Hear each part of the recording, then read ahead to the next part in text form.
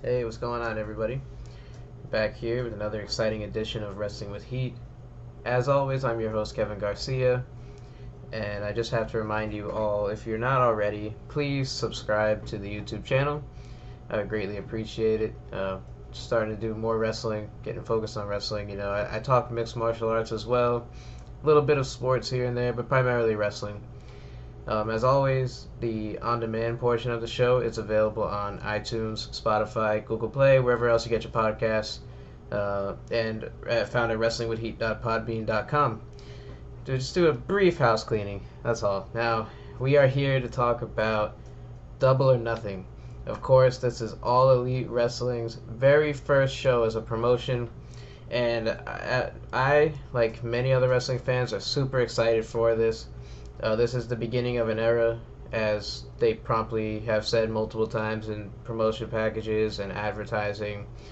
This is truly the beginning of something fresh. Like, I, I'm only 23, so I was not around when WCW started, or the NWA became that, which later became WCW. I was not around when NWA was formed. I was not around when WWE was formed. That was formed many, many moons ago, back in like the 40s or 50s, starting with Vince McMahon's grandfather. Um, so this is really something cool that I get to see the formation of a company start from day one. And this is the first legitimate competition for WWE. Hell, I mean they were showcased a little bit and advertised on during the NBA playoffs. Like, while the game was on, they had a graphic for All Elite Wrestling, and they're talking about, hey, watch Double or Nothing on VR Live, and catch it in the fall on TNT, starting every week. That would be badass, or that is badass rather. Just to think that AEW has gone from like seemingly a bet or like a dare from Dave Meltzer saying, "Oh, these indie guys can't sell out 10,000 seats," for Cody Rhodes and the Young Bucks saying, "Okay, yeah, we can do that." And then they started with All In. All In is really like the prototype, or the very first, if you will. It's like an appetizer, if you will. It's not All Elite Wrestling, but it kind of was, because it's featuring many of the guys. Obviously, it's different now that they're working with Tony Khan and the Faces That Be. They can't have working relationships with everybody. Other companies that do pay-per-views, like Ring of Honor, who have their own exclusive talent, and Impact, who has their exclusive talent, they can't necessarily do that. I do think there will be some pop-ups here and there. I mean, Jericho's on New Japan Pro Wrestling, so that makes me think, is Okada going to be there? Because Jericho is facing Okada sometime in June at Dominion. I don't remember exactly the date. I think it's June 1st. I don't remember. But he's going to face Okada, so that makes me wonder, will Okada be there in some way, shape, or form on tomorrow? I don't know. We'll see. It's going to be a fascinating show, and I want to harp on the fact that AEW is on Bleacher Report, which is very cool. Just in itself. Bleacher Report is going to be the United States home for streaming. Internationally, it's going to be on Fight TV, and in the UK, it's going to be on ITV. And from what I understand, ITV is like the ABC or the NBC of the UK, and it's cool for AEW to be doing something like that. And WWE can't even get on ITV, but obviously Tony Khan, the Khan family, they own a football club in the UK, so I guess they have the connections, which allows it to take place. But enough about all that. I want to talk about the card, and I want to talk about the card in full. This is not a loaded card. We've seen already Neville and Pac have been taken off the card. I'm going to talk about that. But we got to talk about the main event. It's Chris Jericho versus Kenny Omega, and the winner will get a future title shot for the All Elite Wrestling World title. And this match, I think, will probably be maybe I wouldn't say match of the night, probably the second best match of the night. I think the Lucha Bros and the Young Bucks will be better than this match. But Chris Jericho versus Kenny Omega, this is a rematch from last year's the show to Tokyo Dome, Wrestle Kingdom, from seemingly way back when Jericho left WWE and did what a lot of people thought he shouldn't have done or wouldn't have done. and he wrestled for another promotion. Then he said, "Oh, I won't wrestle for anyone in the United States besides Vince McMahon." And of course, he shows up at All In, and then he's there at AEW at the original press conference. So he says things, everybody says things, and it's hard to believe everything that a professional wrestler says. But this is certainly going to be a good match. I assume they're gonna have some kind of weapons involved. I don't know if it's gonna be a straight up wrestling match because I just don't think Jericho could do many of those. He said he's been doing MMA training, and I'm sure that's gonna help him out a little bit. As far as what kind of match we're gonna see here, I think it's gonna be a more hard hitting match just for that reason. I'm sure Omega's training. We've been waiting a long time for this. He's had about 4 months to prepare, and it's finally here. This show is finally here, and I can't wait. Now that Jericho has said that this is the main event. I'm not sure if this will be the main event or if the Young Bucks and the Lucha Bros will be. I assume this will be the main event because the world title is on the line, but you never know. I'm expecting Chris Jericho to go over here since Omega won the first match in New Japan. Chris Jericho is AEW's mainstream face. He's the biggest star, but I don't think that particularly matters because a lot of people are going to know who Kenny Omega is after this show anyway, and a lot of wrestling fans and in the mainstream will seemingly know who he is going forward. But, with that being said, Chris Jericho should get the win here. I could see Kenny Omega winning, but I don't think that it's a real possibility.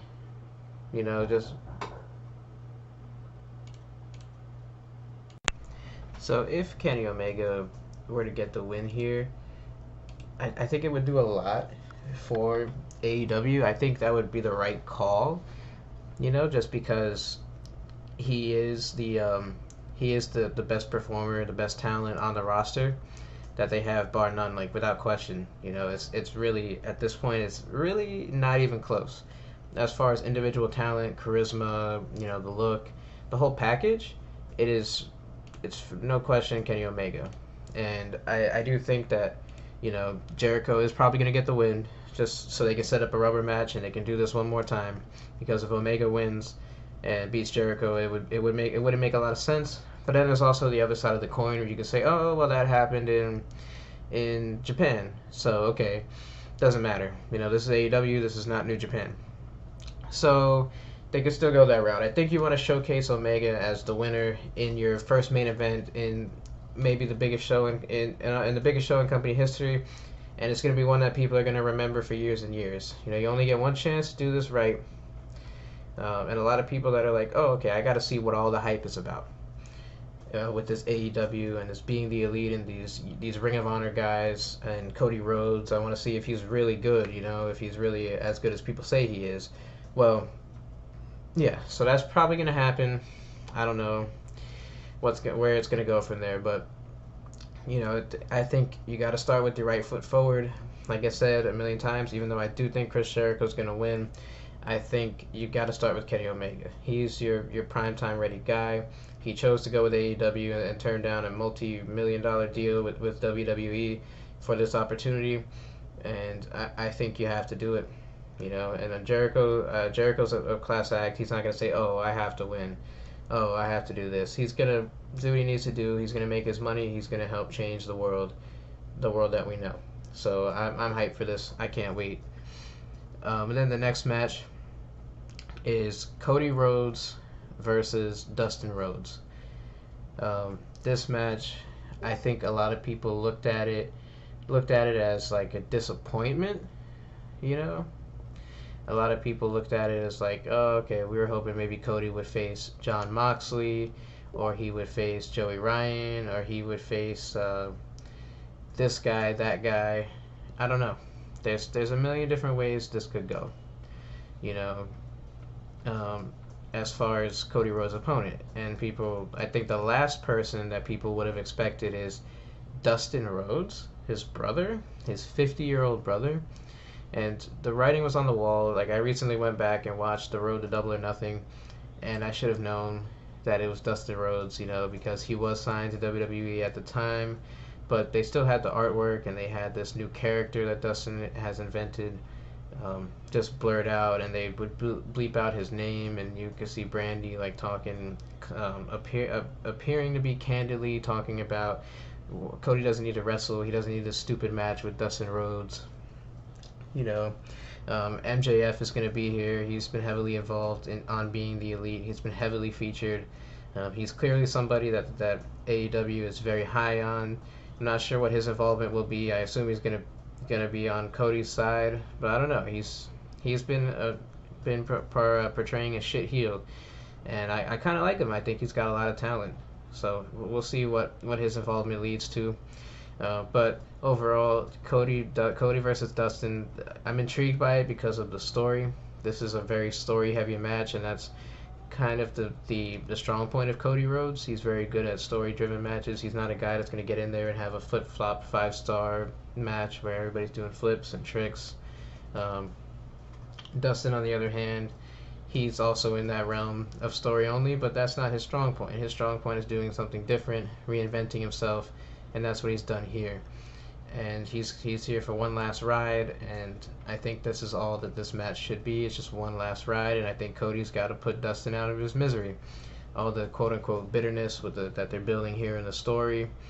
I think from a storyline standpoint, Cody's got to win. He's got to do everything that he can do to win, and it's going to be MJF on his side. It's going to be a lot of heel tactics, and he's obviously going to get a babyface reaction. They're going to be chanting. They're going to be showering him with "Thank you, Cody" chants and All Elite chants, and he's definitely he's a babyface he's a heel rather that we love to hate.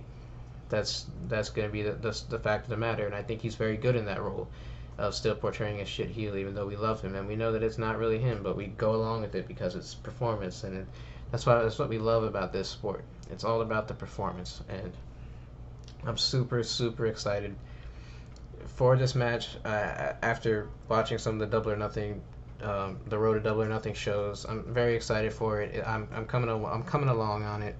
You know, it's not the best use of Cody Rhodes, but it's seemingly going to be Cody versus Jericho at some point in the near future at their next show or the show after that in Jacksonville. I think that seems like the way to go with Jericho and Cody feuding. You know, Jericho is saying, "Oh, you're not my boss," and Cody saying, "I am your boss," and blah blah blah. But yeah, like I said, Cody Rhodes got to get the win here.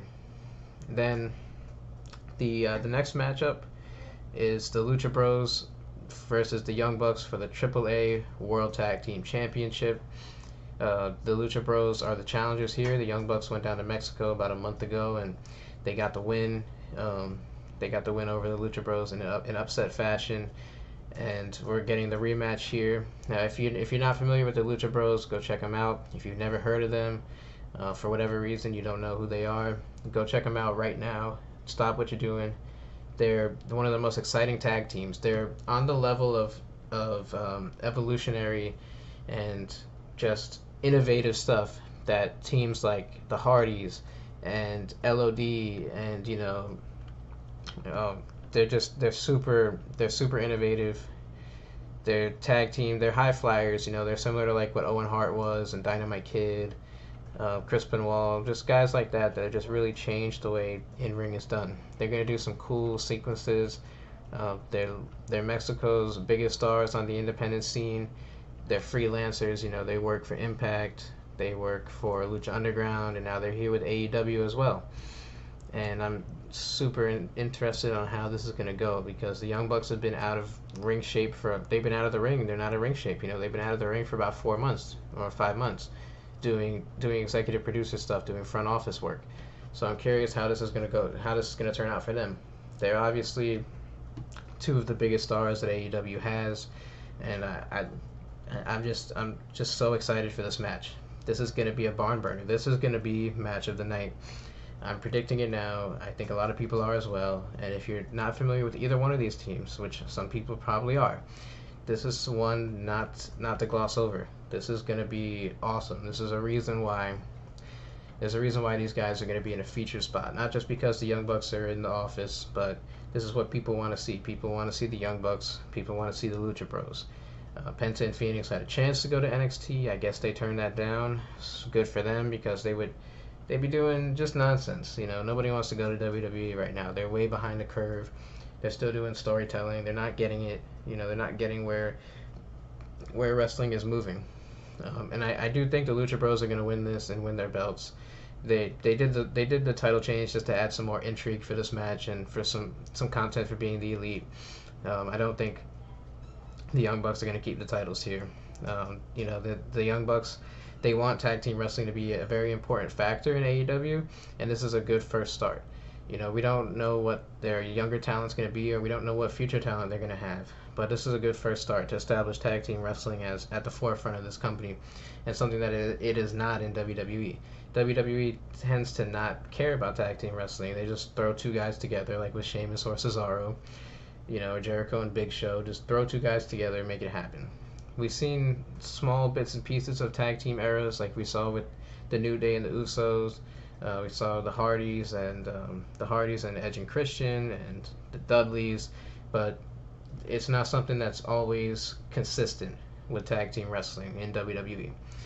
This is going to be the start of something new and fresh, and I'm very intrigued to see where it goes from here, who the next challengers are, because the Lucha Bros probably won't be around forever in AEW unless they can sign them to an exclusive deal. They may not be on every show. They may not be on their weekly television. So I'm curious to see what the next chapter is. And then we have SoCal Uncensored facing Sema, T-Hawk, and El Lindaman. This is work of Kenny Omega's, I would assume. This is a partnership with OWE that AEW has going for them. I'm not too familiar with Sema, T-Hawk, and El Lindaman. Gotta be honest, I'm not familiar with them. I'm intrigued by the match just because if Kenny Omega sees potential in them, then we should as well as fans, because if he sees it, then they're obviously special. SoCal Uncensored, we know they're three of the main stars in AEW. They're very important. Christopher Daniels is head of talent relations. Scorpio Sky is kind of the young up-and-coming talent out of the trio. They're a big part of being the elite. They're mainstays on there. They have the most entertaining segments on being the elite. I think SCU has to get the win, and what I'm sure will be a fine match. But SCU, I think, has to go over. You have to stick with who your stars are now. You can't put over some guys that may not be on every show, unless this were for an OWE championship. In the case with the Lucha Bros and Young Bucks, it's for the AAA championship, where the Lucha Bros make their living. They call that their home. That's their place of work. So when it comes to SoCal Uncensored, this is AEW is their place of work. It's where they set their tent. So I think you have to stick with them. You have to put them over. Oh, excuse me 1 second. So that's just what I think. But let's see. Then we have the Best Friends, Trent Beretta, Chucky T. They're going to be facing Angelico and Jack Evans. Two other guys that I don't know a whole lot about in Angelico and Jack Evans, but I do know a lot about Best Friends. They're super entertaining. They're super entertaining. They're guys that are always going to be at the forefront, and we've seen that angle where they threatened to kill Nick and Matt's family on being the elite. It was very over the top angle, and that's why they're here, because they were supposed to be on the over the budget battle royal. Of course, they were like, They were like, not gonna work for me. That's not what we're doing. So they want a match, and rightfully so. And the card is already a little thin just on paper. We know there's going to be surprises. I'm sure there's going to be impromptu matches and other things going on, but I don't know with this one. I'm not sure. I guess the Best Friends will win just because they're probably going to be, I believe they actually signed with AEW. They're probably going to be mainstays over there. They're not big stars, but they do have potential. I saw them live when I saw a Ring of Honor show down in Fort Lauderdale. I thought it was really good. They're really good. They're hilarious. I love their metrosexual, walking on the lines between homosexuality and straight and just being straight. I loved how they walked that line. I think it's awesome. The match will be great, I'm sure. Angelico and Jack Evans are from AAA. I believe they're veterans of AAA. I believe Angelico's been in the game for quite some time, and he's been working with Jericho and worked with other guys from the '90s. So I'm excited to see what this one will be. And then we have Britt Baker, Kylie Ray, and Nyla Rose. I think Nyla Rose will be someone that we're talking about in the future, as well as Kylie Ray. But I think since Britt Baker was one of the first women, was the only woman rather that made the trip from All In, and is still going to be returning. She was the only woman that wrestled on All In and is wrestling here at Double or Nothing.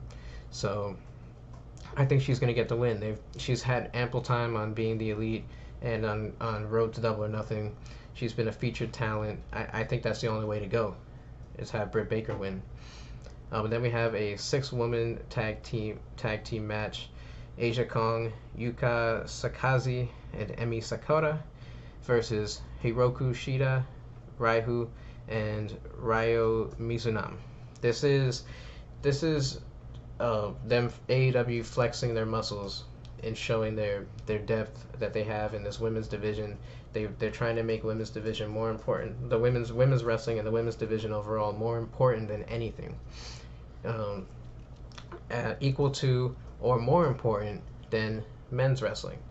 And this is another way to showcase it. I'm not familiar with these 6 women. I'm sure Kenny Omega brought them in as well, being the Japanese voice in the office at AEW, being the guy that spent a lot of time there, got to know a lot of different talents. So some of these girls have been around for a long time and are mainstays in Japan, and I can't wait to see what they're going to be like on American soil in an American match. And it's a good way for them to get some notoriety and hopefully a big push that they deserve. And then we have Hangman Page seemingly is going to have a match. But even though he was on Being the Elite, and he said because of his knee and an injury he suffered at the match with Pac, he cannot wrestle. But I still think he's going to have a match in some way, shape, or form. So Pac shows up, or not Pac, Hangman Page shows up at a WrestleGate show in England, and he's challenging Pac, and they wrestle to a DQ, and Pac is like, no, I'm not going to be there. I'm not going to be there at Double or Nothing. It's not my taste. I'm not doing it. And then we saw various news reports reporting that Pac and AEW had creative disagreements. Pac didn't want to lose. He has different meanings of happiness, and he wants to run his career the way he's going to run his career. Allegedly, he was supposed to beat Hangman Page and then beat Kenny Omega for the AEW championship, and this situation here seemingly caused a lot of rift and a lot of changes to the card. Hangman and Pac were supposed to wrestle for a future AEW shot against the winner of the buy-in battle royal, but I guess not. It wasn't meant to be, and here we are. And the speculation, maybe we'll see Hangman face Jon Moxley, maybe we'll see him face Joey Ryan, or maybe, like he said on Being the Elite, he won't actually have a match, or he'll show up and be a surprise entrant in the buy-in battle royal. I don't know. There's many different ways they can go with this one, and I'm curious to see where it goes. I'm super intrigued. I love Hangman. I love Pac too. I hope he does show up, and I hope we actually do get this match. It's just unfortunate if it does not happen, that it couldn't happen because of creative differences, and it is what it is, right? It's wrestling. They'll move on. They'll find something else. It's just sad that a marquee match couldn't take place. Let's talk about the Battle Royal, though. So far, we have guys like MJF, Joey Janela, Shawn Spears, Glacier. There's a lot of talent. Sonny Kiss. There's a lot of guys that I'm missing, but it's 21 men, and they're gonna come in. They're gonna come in intervals of 5. They're gonna clear the ring. There's still open room for a lot of surprises. A lot of people are thinking we might see CM Punk, or we might see Jon Moxley. We might see Hangman Page in this match. I would love to see that personally. I don't know if it's gonna happen though. I love the idea of a CM Punk coming, and AEW can offer him a ton of reasons, millions of reasons why he should consider doing this match, but I just don't think it's going to come to fruition. CM Punk is seemingly done with pro wrestling. There's a strong possibility, but he's seemingly done with it. I think most likely a surprise entrant will win the battle royal. A John Moxley match versus Kenny Omega for the first AEW championship. You can't get any better than that. John Moxley, formerly known as Dean Ambrose, will be a big star for AEW. Him without the shackles or without the chains that WWE puts on you creatively, he will be amazing. He will be a top guy. He will reach that potential that we all were like he can reach. He can be a top guy in WWE. Obviously, they went with Roman Reigns from the Shield, and they love Seth Rollins more than Moxley. So I get why he left, and I'm happy for him, and I hope it works out for him. I hope that he can win this match. And then we have one more match. I'll close with this: Kip Sabian and Sammy Guevara. Kip Sabian will probably get the win because he's been featured more on Being the Elite. He seems like